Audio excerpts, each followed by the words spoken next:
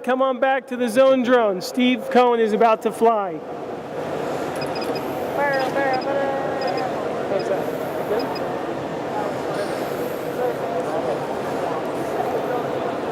All right.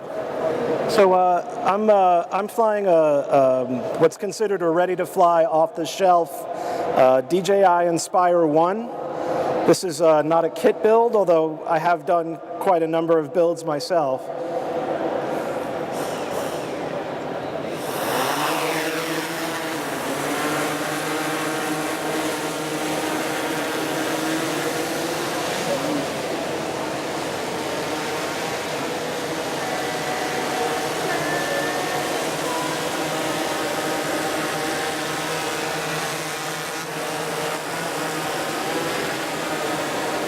So this, we currently don't have GPS in here, obviously.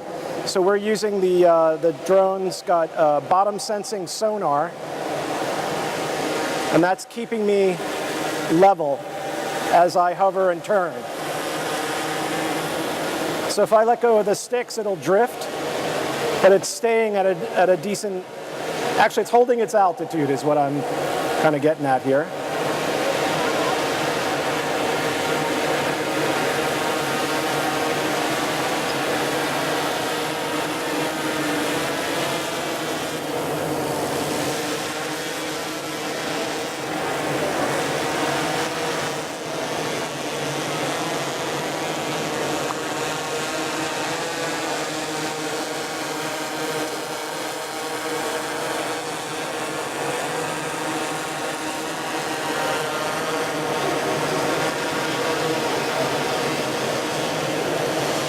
I'm going to say hi to that young woman up there. Hello.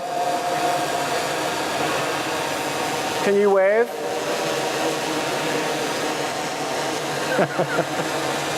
No? Okay.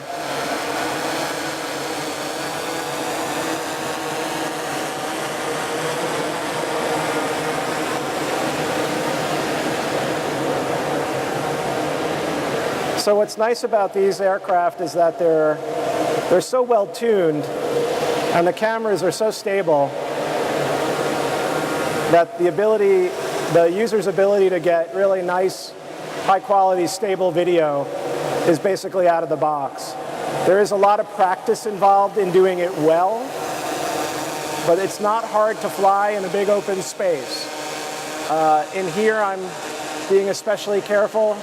You wouldn't realize it, but there's actually a lot of drafts, a lot of a lot of air currents up there.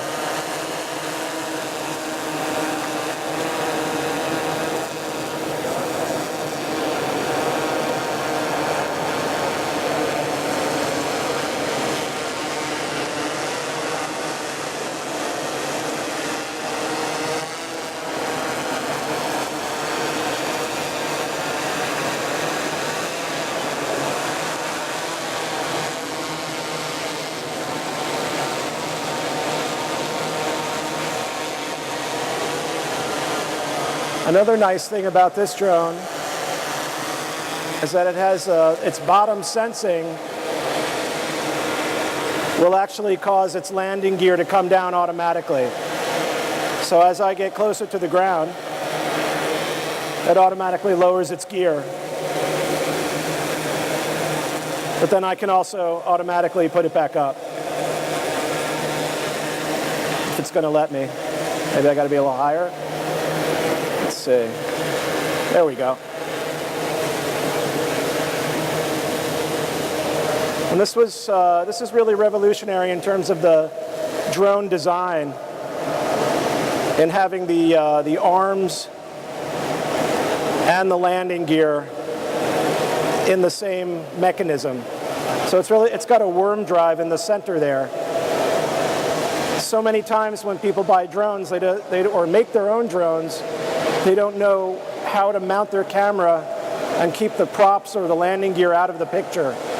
And this worm drive mechanism pretty much solved it for everybody. The other thing that's nice about this one in particular is it comes with a second controller so that a second operator could actually be operating camera while someone like myself or another operator flies, which is usually how the best motion picture capture takes place. Somebody flying and somebody operating camera. It's kind of like patting your head and rubbing your belly at the same time, doing it at one go.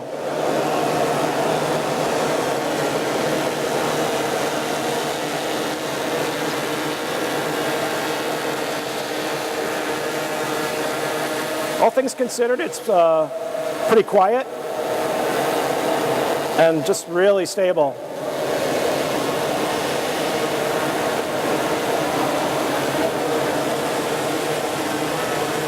Not really meant to be much of an acrobatic flyer. If you're capturing video, you're really not looking for flips and rolls and whatnot. Does anybody have any questions? All right, I'm going to let her down.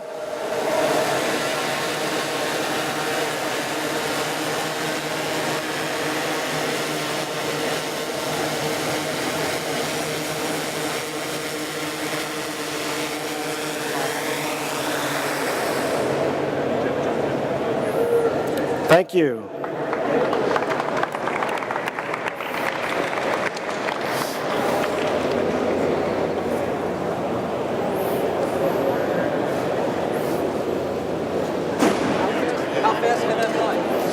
About 35, 40 miles an hour. He's going to turn you off. Okay, go for it. Test, test. Take this one. Fuck. You're good. Thanks, Steve. That was really awesome. That was awesome. What a great bird. Listen, so the robot, the next demo is that way, about 25 feet in the center. Just turn around, pirouette, and walk back. Hey, how are you? Sorry, good to see you. Good, good. I gotta actually. This is the system to get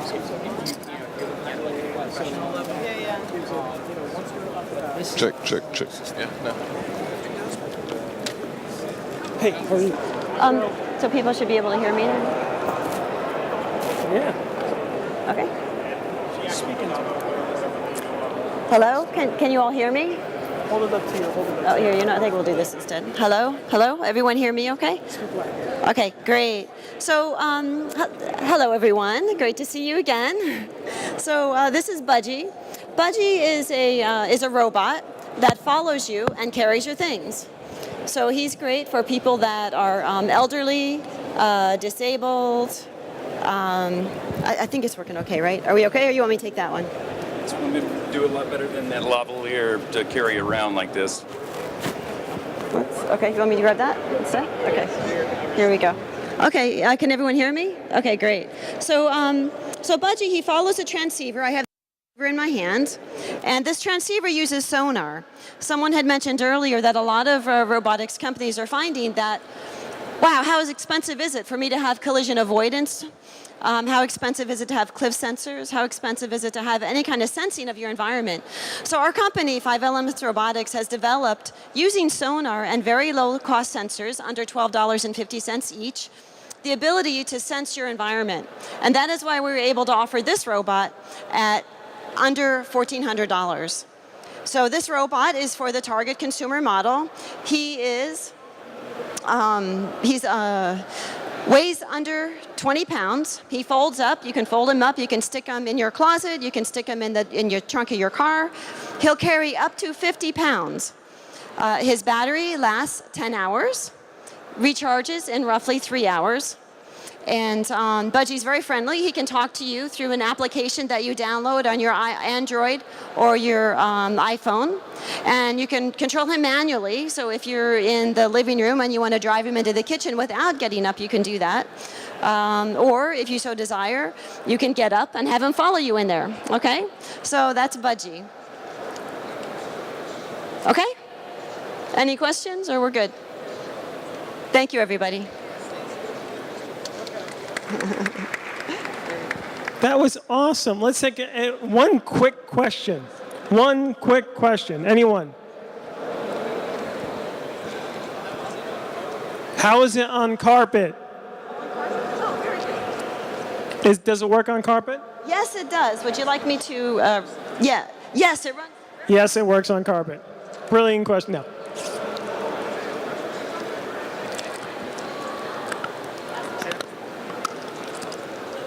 It runs You on got it? sidewalk, asphalt, and Sidewalk, asphalt, and carpet. It goes indoor and outdoor.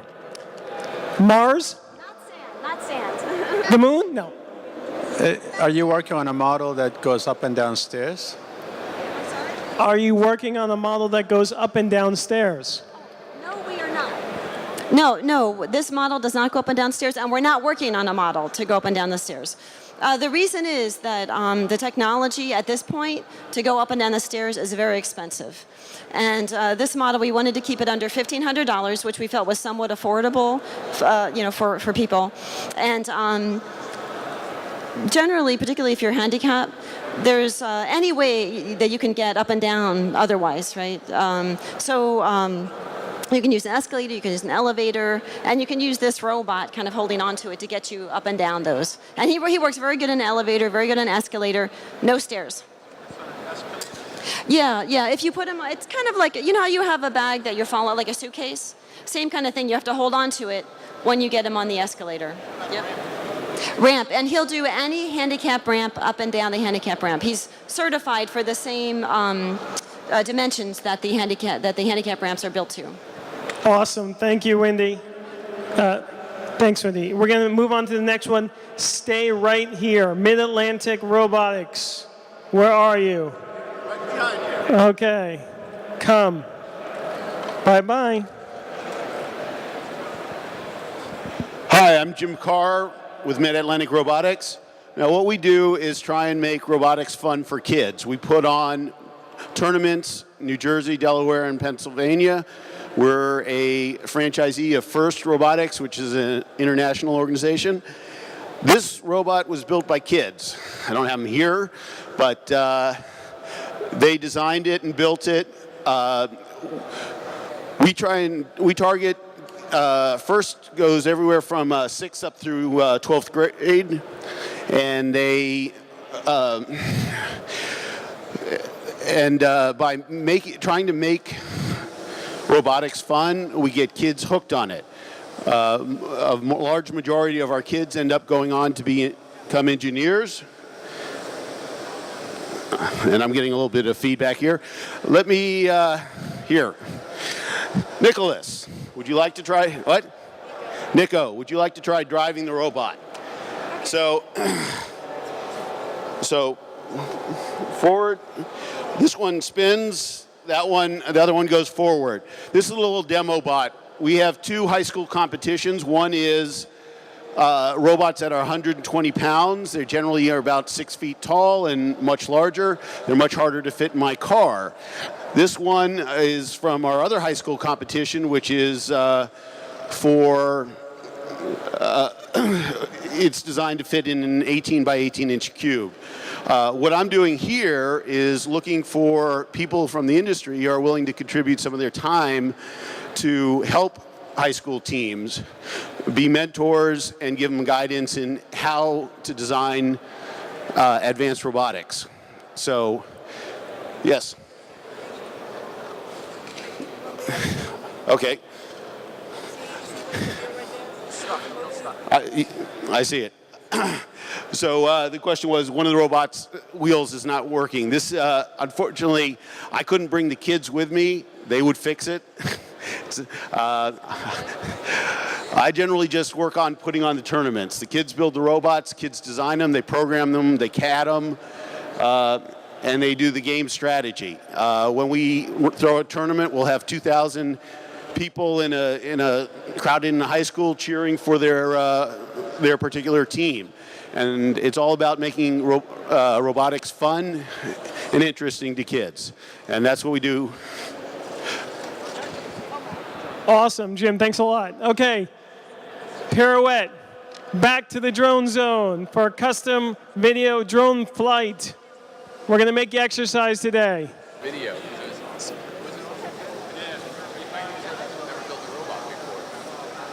I believe that. It's probably more. So it's, But I hear you're going to Snakerfield. yep, we'll be there. We'll be there too. We're going. All right, awesome.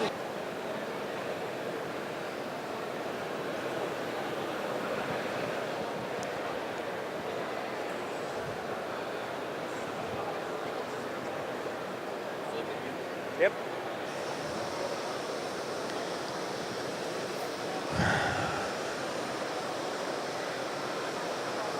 It's.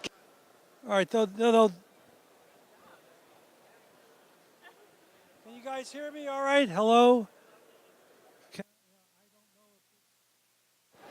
It must have gone off. Let me get another one. Get another one. Test. All right, what I have here is just a very, very simple video from the first approved flight from Liberty State Park in close proximity to Ellis Island and Statue of Liberty. All right, we did this last week. We did 4 flights. What we wanted to do was to make sure we understood what the traffic in the Hudson Corridor looked like. It was less video, more for understanding the flight patterns.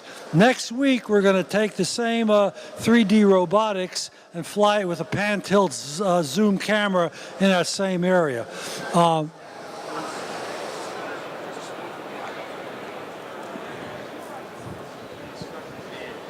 The fellow that was flying this for me, George Finley, has a Section 333 waiver. It should be taking off very, very soon. There it goes. It's from an area that we're going to be landing and launching at. This is Liberty State Park. He turns around. There's Ellis Island over there, and there's the Statue of Liberty. So what was interesting? This was the 4th flight. What was interesting about this is that from this camera, you see it's well within the boundaries that we were given. We had to stay within a certain buffer zone around Ellis Island, certain buffer around the Statue of Liberty. So what we were looking at is what the right geofence was, so that on October the 3rd, we can have the right flight path from this landing and launching a particular area. So when we first started, and I was looking at it with my eyes. Remember I said a perception problem? This thing looked like it was in the middle of the Hudson River. And I was sort of yelling at George, says, "Are you going to get me locked up because the Federal Park Service is going to have a cardiac arrest?" I could play this later on for anybody if this thing happens. But the nice thing about this is the first approved flight of any kind of drone from Liberty State Park. I have approval from the state of New Jersey Park Services to do this. I'm also going to work with the Department of the Interior. Why?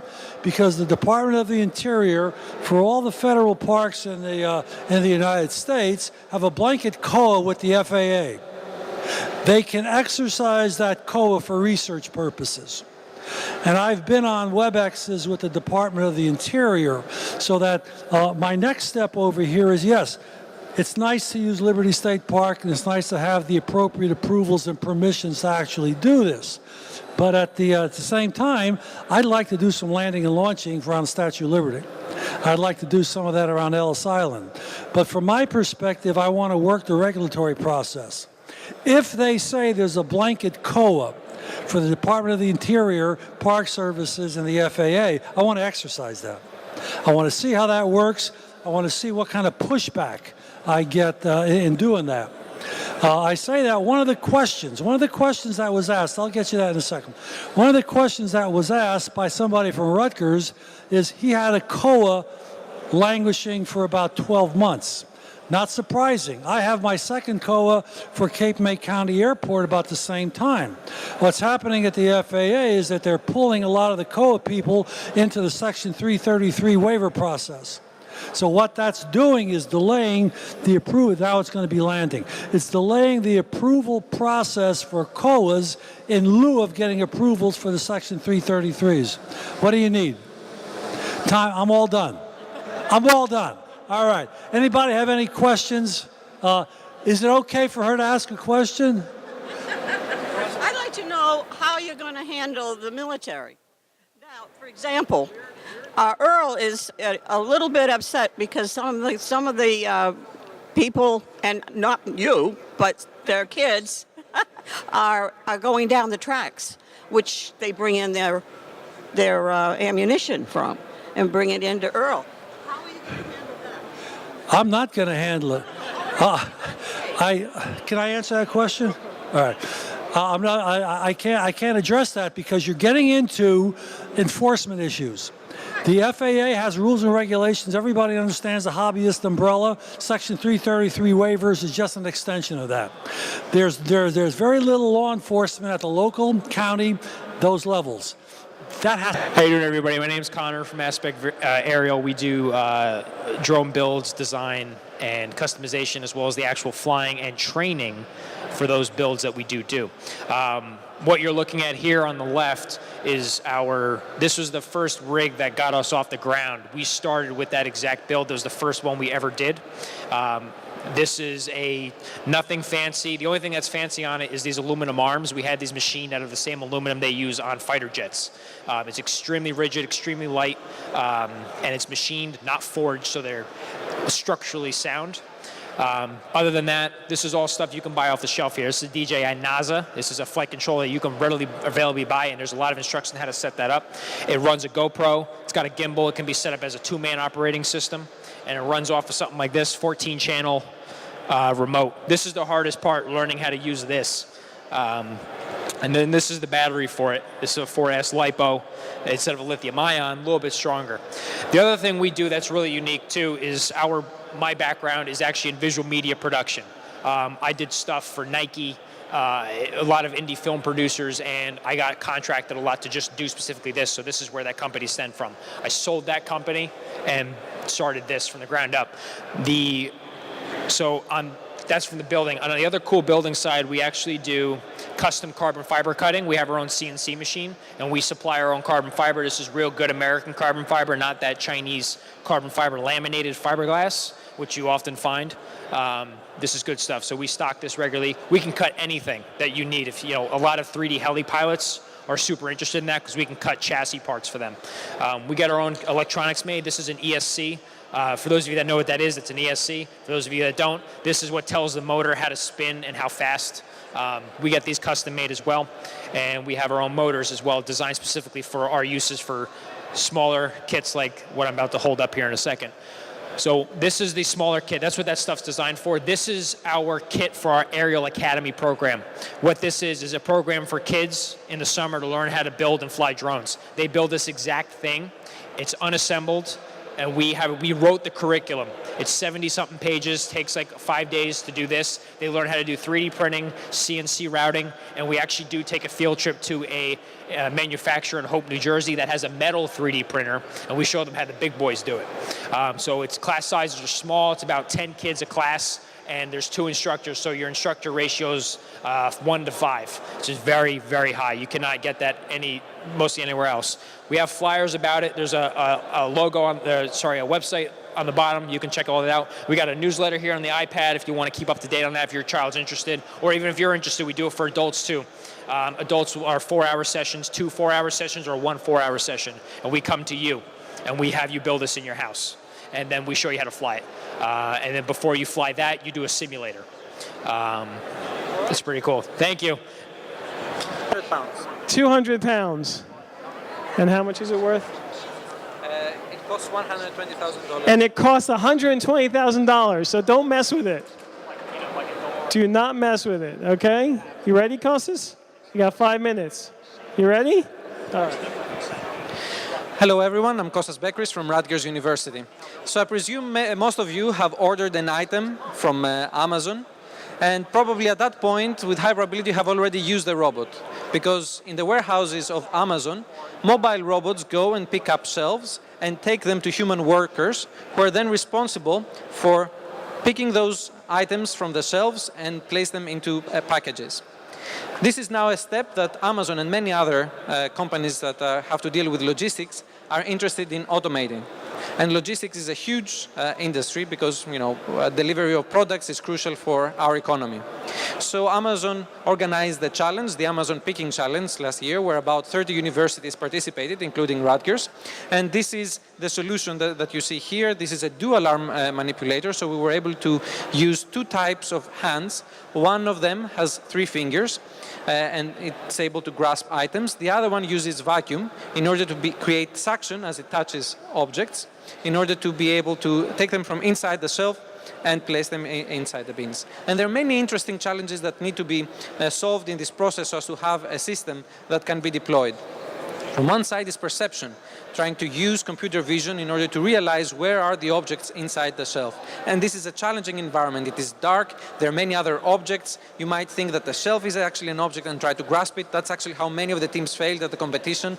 They went with their robotic arms, grasped the shelf, and they brought it, and then the arm broke. Beyond the computer vision, then there is the grasping challenge. How should I place my hand in such a way so as to be able, once I close it, to make sure that I'm going to be able to lift the object?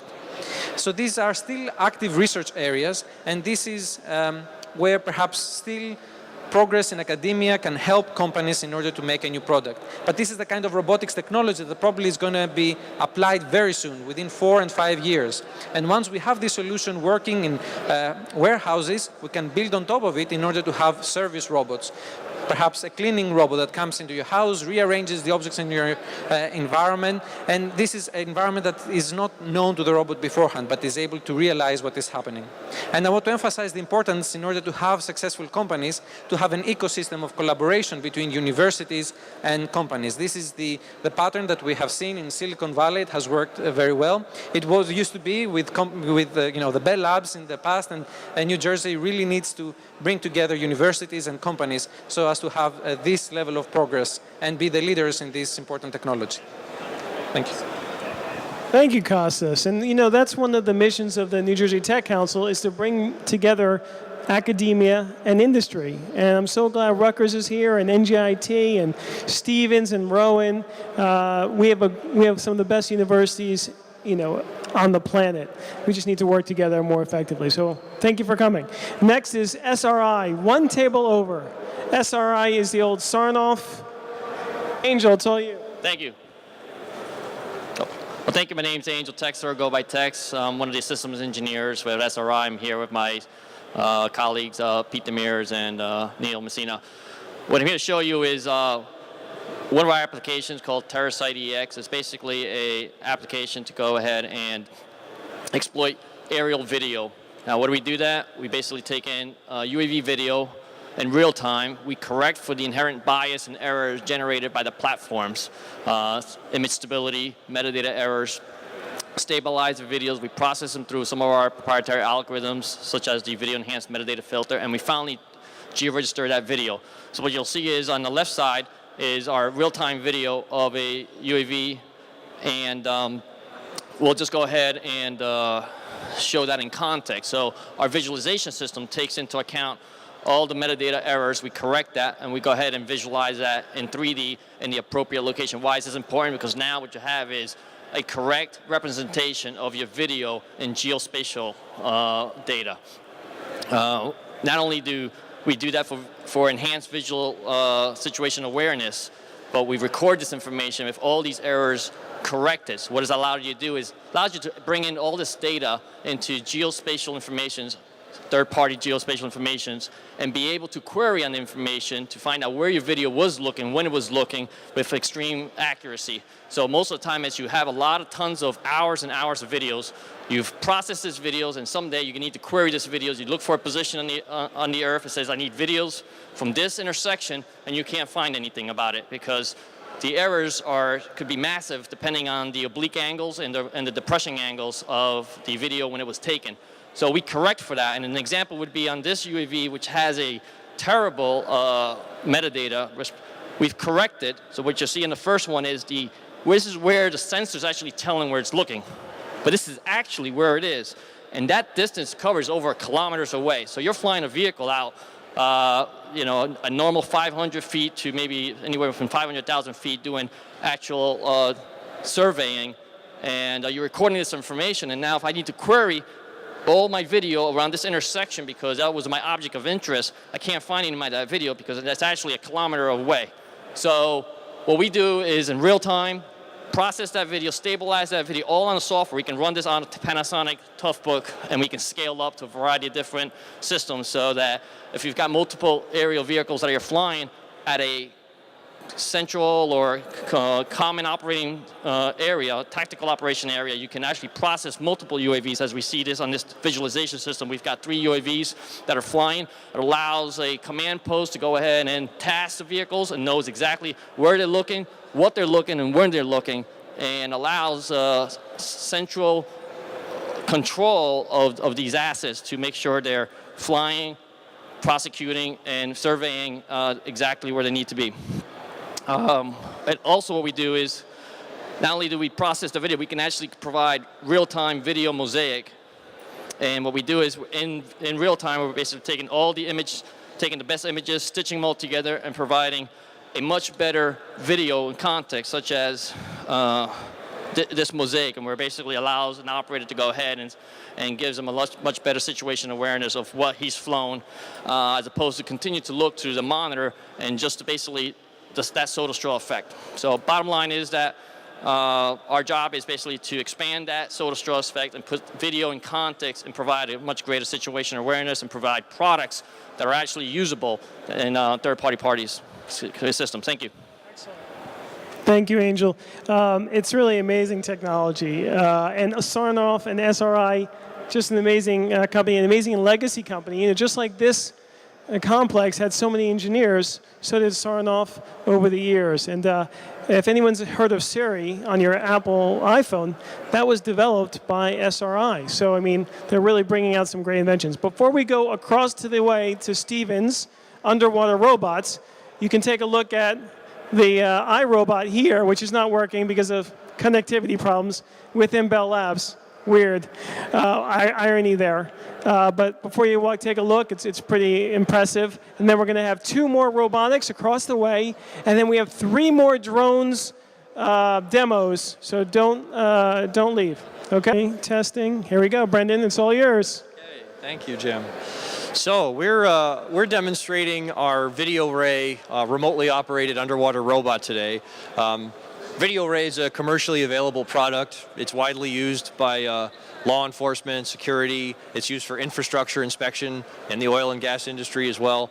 We've identified it as an ideal platform for doing research on autonomy for these systems. It's equipped, in our case in particular, with a suite of sensors that we think will allow it to achieve robust autonomy in challenging environments. Our ultimate goal would be for this robot to be able to do something no underwater robot can currently do, which is maneuver with agility in cluttered 3D environments. One of the toughest problems we have underwater is situational awareness. Right now, up here, you have a camera feed you might be able to see of what the robot can see with its camera. But underwater, especially when we operate this in the Hudson River, we maybe have a few inches of visibility. So we have to rely on the acoustic sensors we have on this system. We have a scanning sonar, which again you see here, although in air, we're not picking up any range returns from this, but it just gives you an idea of how quickly the sonar is scanning. We also have an acoustic positioning system. So this essentially functions as the homing beacon for the underwater robot. It has a pinger on board as well, and it uses this to range to the homing beacon, and it determines where its position is underwater in 3D. So all of those things still give us a very cloudy, noisy picture of where the robot is and what it can see. And that's where our research comes in. And we're in the process of developing algorithms, my PhD student John, and also the other students in our research group at Stevens, that will allow these robots to map their environments, explore their environments, and make decisions about how to explore them intelligently, and also how to plan once the robot has a clear picture of what's in its environment. One of the trickiest problems that we're trying to tackle is the problem of what's called in the robotics research community planning under uncertainty. This is a robot that has a lot of uncertainty that it needs to mitigate underwater. Its sensing is uncertain. Its ability to maneuver in a disturbance-filled environment where there are currents pushing it around also adds additional uncertainty. So we're trying to develop the algorithms that will allow this robot to do more with the data it currently has, so that it can navigate with agility and clutter. Thanks. Beer done, sorry folks. So Dave Yole, American Aerospace Technologies, Inc. We build medium altitude, beyond visual line of sight, unmanned aircraft systems for civilian applications. Specifically, our interest areas are energy and emergency management. In energy, we're talking oil and gas, utilities, including power generation and transmission, and extraction. In the oil and gas sector, we break that up into 4 segments: onshore, nearshore, offshore, and Arctic. And between them, we see a multi-billion-dollar market for UAS. The critical thing to understand, though, is that the end users aren't really interested in airplanes. They're interested in data.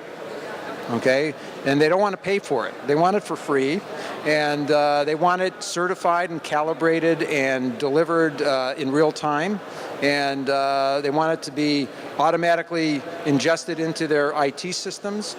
So there's a great many challenges with actually learning how to deliver a useful data product to an end user using an unmanned aircraft.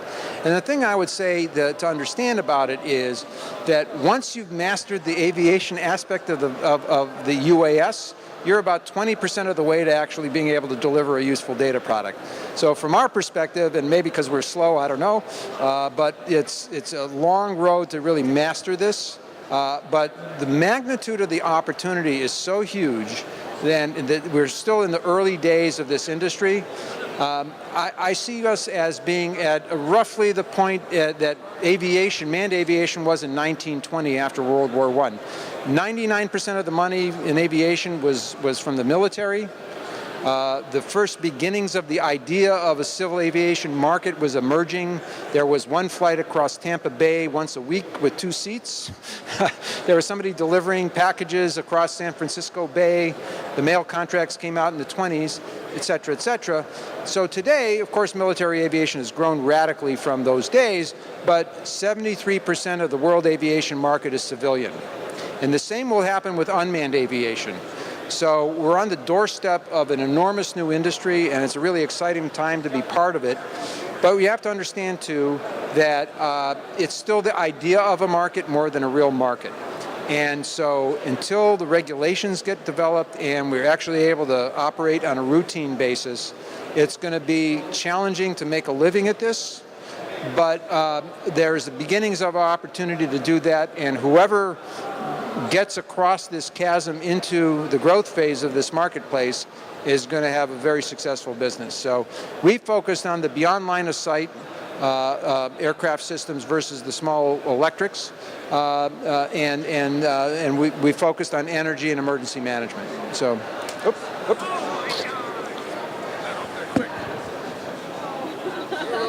I shouldn't have drank that beer after all. The dangers of alcohol. All right, folks. 2 more drones demos in the drone zone. Buddy, thank you for coming out today. It's just an incredible event that we had here today. What we're talking about here at Fovea Aero a little bit is we've seen the drones, we've seen the things that they can do, but how can we take that data to the next level? And you see here, gentlemen here on the virtual reality device that we have, we're creating basically the next level of data management for the drones. We want to take what we have here, and Max, you can go ahead and start to fly if you want. We're taking what we can get out of these drones, which are kind of becoming ubiquitous. They're becoming commoditized to a degree. But how can we make that information more usable for the consumer, the end user, our clients? And what we've seen is typically what people are doing with drones are they're taking pictures, they're taking photos, they're taking video. And then they deliver those videos on a flash drive. And it's a bunch of photos that you have to flip through. But how can we make that more like our natural life? How can we make that more like what we do in everyday life? And so what we created was our Fovea Vision app. And so we go up and we'll fly a site. Maybe it's a construction site. Maybe it's an environmental project. And we create a full 360-degree augmented virtual reality view of that site. So this particular site is in South Jersey. And in addition to that, this is how you would naturally look at if you were standing 200 feet in the air. If you were the drone, this is what you would do in real life. you would look around, you would see what's around you, and then maybe you would bring a pair of binoculars with you, and you would zoom in. And we can do that as well too. So instead of just getting the overview, if you want to look at a particular portion of that, we can zoom all the way in using hyper-resolution imagery to particular portions of the project site, of the environmental project, of the beach, whatever it may be, Homeland Security. It really gives you a true close-up and overview of the project. In addition, what we do with our product and with our drones and our technology is we overlay additional information on it. So for example, down here, and I'll zoom in to the south here, there's a south ramp as part of this construction project, which is actually a few miles away. And I'll zoom all the way in there so that you can see it. And you can see we have this little icon here. And we've overlaid ground-based photos as well too, right in the product. So it's not something that you have to come in and out. It's all there together. You can put whatever imagery, additional information that you want, and you can see we create it in this virtual reality environment. And then to top it off, just for the fun of it, because it's kind of cool, we take our product and we can put it on virtual reality goggles. Who wants to volunteer to come and look at the, come on, somebody, there you go. You've already seen it. So you put on the virtual reality goggles, and what it does is it places you right there in that project. It's as if you are inside the drone, and you can look around. Looking down is always the freakiest part because there's nothing underneath of you. But it's as if you're in the drone looking around right there from 200 feet over the project. So it's a purely immersive environment, much more so than static images, even video. It's an immersive environment looking at the data that's coming out of these products. That's what we have to do, I think, here from a technology standpoint, is we have to look at how do we take these incredible aircraft that people have developed, and how do we take them to the next level and make them user-friendly, safer, make them improve safety, economics, and basically throughput. And that's really what it's about now. And I think now the product and the technology is mature enough that we're ready to look at technologies like these. So we really want to take it basically from, you go up and it's kind of a new effort into a mature product that people can use in their everyday basis. So we're Fovea Aero. Thank you. Yeah. Hey, Max. And my colleague here is Scott Kranz. And at the Center for Vector Biology, we do mosquito research and control. So we're basically biologists by trade. And I run one of the mosquito districts in New Jersey for Hudson County. And when we have to, mosquitoes lay their eggs in water and occasionally very large areas. And so when we need to treat those areas, it's often done with full-scale helicopters. It's very expensive, up to like $2,300 an hour. And it's also somewhat risky. We had one of our helicopters crash about 2 years ago. And so what we've been doing is we've been trying to develop drones to do the work of full-scale helicopters, basically spraying for mosquitoes. So we have the unit that's on there right now is designed to spray liquid larvicides for mosquito control to kill the mosquitoes in the water. We have another unit that drops solid briquettes in the water to kill mosquitoes. We have another unit that makes really tiny droplets for killing the adult mosquitoes. This white unit over here, this quadcopter, is waterproof. It floats on the water and it has high definition video, so we can send live video back to the pilot so they can see if there are actually mosquitoes in the water and whether or not we need to treat. We have another unit that will actually collect those mosquitoes and bring them back to us so we can identify them, count them, things like that. So we've been doing this for about 3 years now. As I said, we're biologists and we've kind of been learning as we go along. But this out here right now is our hexacopter. It's about 7 kilograms as it's set up right now. It'll hover for about 35 minutes. We can treat somewhere between 7 and 10 acres depending on the product that we're using and the rate that we're putting it out at. And all this is completely autonomous. So we program the missions through this tablet and the unit will take off, fly its route, spray the pesticide, return to launch and land all by itself without any use of the controller. This is just here for emergencies if we have to take over. So what we're going to do now is I'm just going to put it up in the air so you can kind of see a big one flying, and put it into hover mode and let it loiter. I don't want to fly it around too much, just in concern for everyone's safety, but just give you an idea of how it sounds and what it looks like in the air.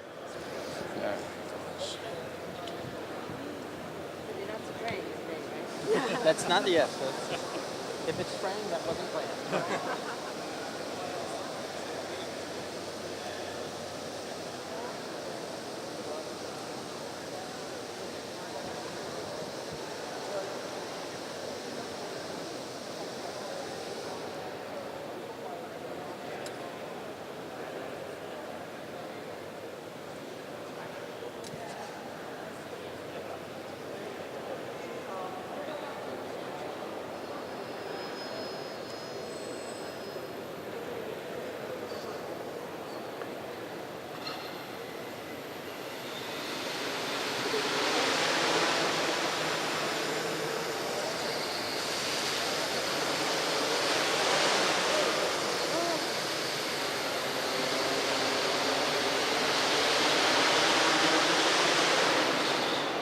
So that's it for that. Awesome. Thank you very much.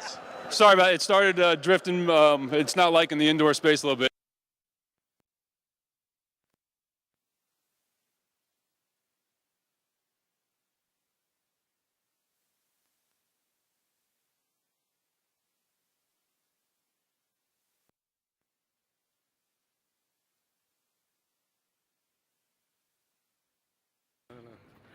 Also, if you want to narrate what's going on here, I do have a camera mic. Well, Frank told us, or told me he knew you. He's like, somebody's going around there with a camera. No, it's not Frank.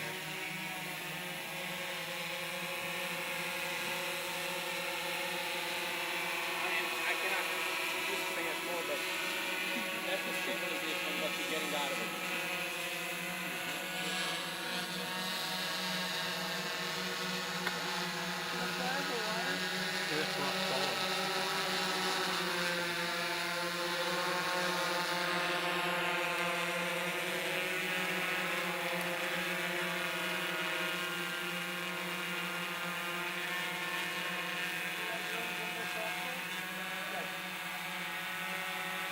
Watch out.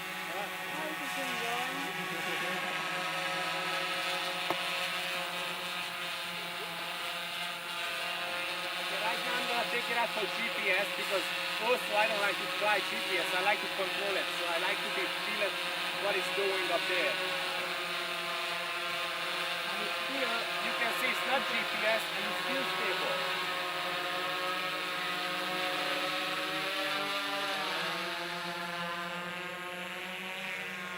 All right.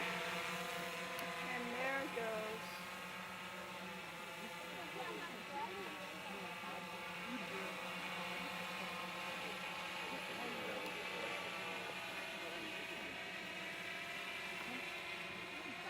Amazon delivery.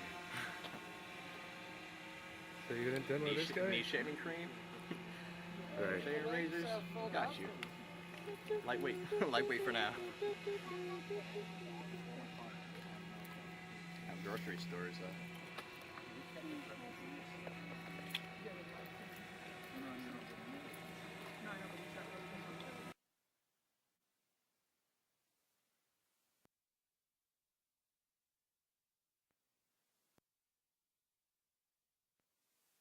Actually, I get much smoother video feedback because if you have a GPS watch, the GPS actually flies to correct you all the time.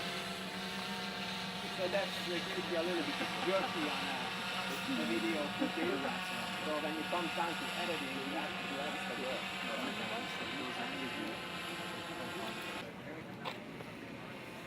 That's flying one in the bag over like over by us.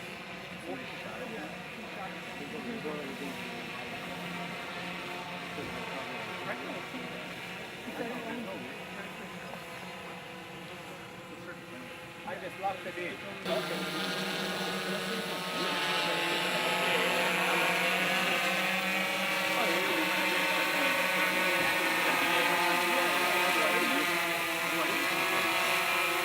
I just just want you to see how the gimbal is reacting, because actually this is a big unit, so you can see it and operate.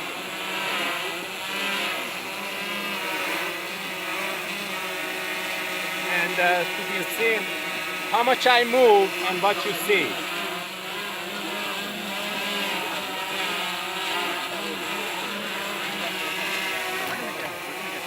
Does it compensate for yaw? Yes, it does.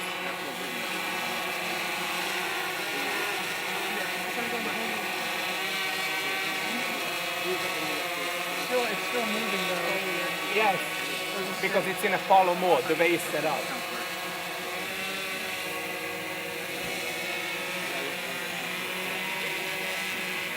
See the legs flip up?